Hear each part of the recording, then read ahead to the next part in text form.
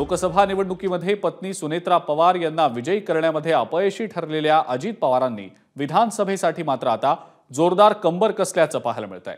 गेल्या वेळेला जिंकलेल्या 54 जागांशिवाय सर्व म्हणजे 288 जागांचा सर्वे आता अजित पवार यांची राष्ट्रवादी करणार आहे।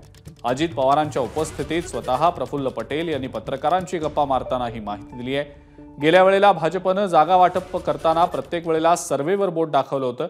या संदर्भात अजित पवारांनी त्यांच्या शैलीमध्ये टोला मारला आणि राष्ट्रवादीच्या इतर नेत्यांना हसू आवरणं कठीण झालं। खासदार निलेश लंके शरद पवारांच्या सोबत का गेले याची इनसाइड स्टोरी सुद्धा अजित पवारांनी या गप्पांदरम्यान सांगितली। तर राष्ट्रवादीकडून राज्यपाल नियुक्त आमदारांमध्ये मुस्लिम समाजाला संधी देणार असल्याचंही अनौपचारिक गप्पांच्या वेळेला अजित पवारांनी म्हटलंय।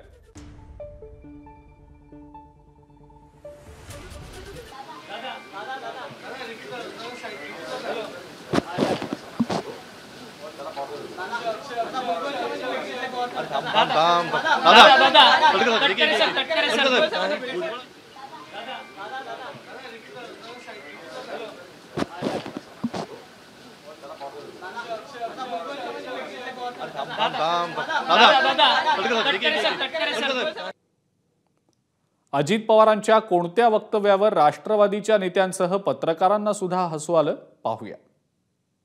जनता आपापल्या परीने सर्वे करतील आणि ठिकाणचे सर्वे समोर ठेवले जातील आणि त्याच्यात जे 2 सर्वे एका बाजूला जातील प्रत्येक जनता आपापल्या परीने सर्वे करतील आणि ठिकाणचे सर्वे समोर ठेवले जातील आणि त्याच्यात जे 2 सर्वे एका बाजूला जातील। याशिवाय पत्रकारांची गप्पा मारताना अजित पवारांनी आणि राष्ट्रवादीच्या नेत्यांनी कोणत्या ब्रेकिंग न्यूज दिल्या ग्राफिक्सच्या माध्यमातून आपण त्यावर एक नजर टाकूया। विधानसभेसाठी सर्व 288 जागांचा सर्वे आता राष्ट्रवादी काँग्रेस करणार आहे। 3 पक्ष आपापले सर्वे सादर करणार, ज्यांचे 2 सर्वेत येईल ते मान्य करू। 2019 ला जिंकलेल्या 54 जागांवर दावा करणार।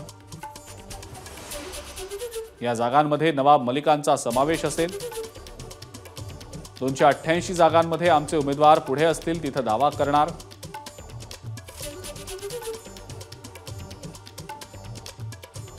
माझ्या सोबतचे आमदार परत गेले तरी हरकत नाही, नव्यांना उभं करू। आमच्याकडे सध्या अनेक उमेदवार आहेत, कुणी गेलं तरी हरकत नाही। अनेकांना संधी दिली, ते सगळे चांगल्या पदावर काम करतायत।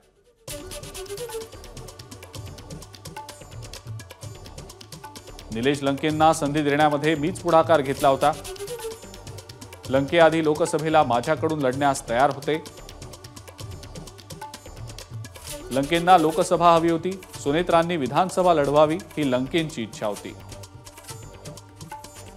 तिथं भाजपचे विद्यमान खासदार असल्यानं भाजपनं लंकेंसाठी जागा सोडली नाही। नगरची जागा धोक्यात असल्याची कल्पना दिली, मात्र भाजपनं ऐकलं नाही। पालकमंत्र्यांनी त्रास दिला, त्यांच्यासोबत काम करणार नाही ही लंकेंची भूमिका होती। जवळच्या लोकांच्या क्रशर आणि खाणी बंद केल्यानं आपल्याला फटका बसेल असं लंकेंचं मत होतं। त्यानंतर निलेश लंकेंनी शरद पवार गटामध्ये जाऊन निवडणूक लढवली। नमस्कार। मन सुद्धा तुझं। ही एबीपी माझावरची वेगळीच मालिका खूप गाजली। हिचा दुसरा सीझन केव्हा येणार अशी अनेकदा विचारणा झाली, पण आता प्रतीक्षा संपली। लवकरच येतोय सीझन 2। मन सुद्धा तुझं।